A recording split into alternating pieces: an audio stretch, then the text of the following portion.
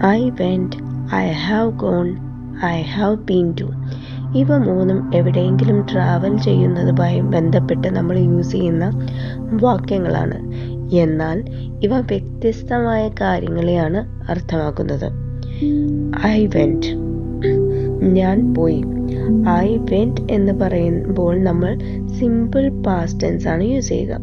It means an action happened at A specific time in the past and it's finished. ഒരു പ്രവൃത്തി കഴിഞ്ഞ ഒരു പ്രത്യേക സമയത്ത് നടന്നു, അത് പൂർത്തിയായി. ഇങ്ങനെയുള്ള സിറ്റുവേഷൻസിലാണ് നമ്മൾ ഐ വെന്റ് യൂസ് ചെയ്യുക. For example, I went to market yesterday. ഞാൻ ഇന്നലെ മാർക്കറ്റിൽ പോയി. ഇന്നലെ കഴിഞ്ഞ കാര്യത്തെ പറ്റിയാണ് ഇവിടെ പറയുന്നത്. She went to London last year. അവൾ കഴിഞ്ഞ വർഷം ലണ്ടനിൽ പോയി. ഓക്കെ, അത് കഴിഞ്ഞ കാര്യമാണ്. അപ്പോൾ നമ്മൾ ടൈം സ്പെസിഫൈ ചെയ്യുന്നുമുണ്ട്. ഇനി I have gone. I have gone means the person has left and is still at that place or has return yet.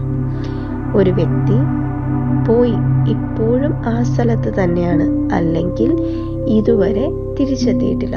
ഇത് പ്രസന്റ് പെർഫെക്റ്റ് ടെൻസ് ആണ്. I have gone to the market. ഇതെന്താ അർത്ഥമാക്കുന്നത്?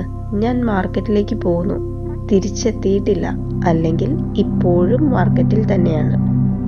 ഇനി I have been to, ഞാൻ പോയിട്ടുണ്ട്.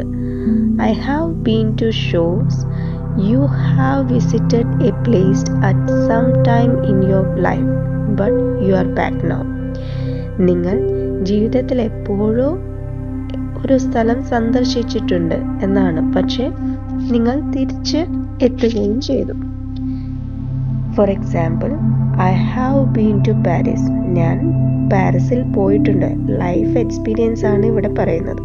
It means you visited Paris before, but you are not there now. It's often used when talking about life experiences. അപ്പോൾ I went simple past tense ആണ്. ഒരു സ്ഥലത്തേക്ക് പോയി തിരിച്ചെത്തുകയും ചെയ്തു. I have gone to present perfect tense ആണ്. ഒരിടത്തേക്ക് പോയി തിരിച്ചെത്തിയിട്ടില്ല. I have been to present perfect tense ആണ്. ലൈഫിൽ എപ്പോഴും നമ്മൾ അവിടെ പോയിട്ടുണ്ട്, തിരിച്ചെത്തുകയും ചെയ്തു. So try to make sentences using these phrases and please comment below. Thanks for watching. Please don't forget to like and subscribe. See you next time.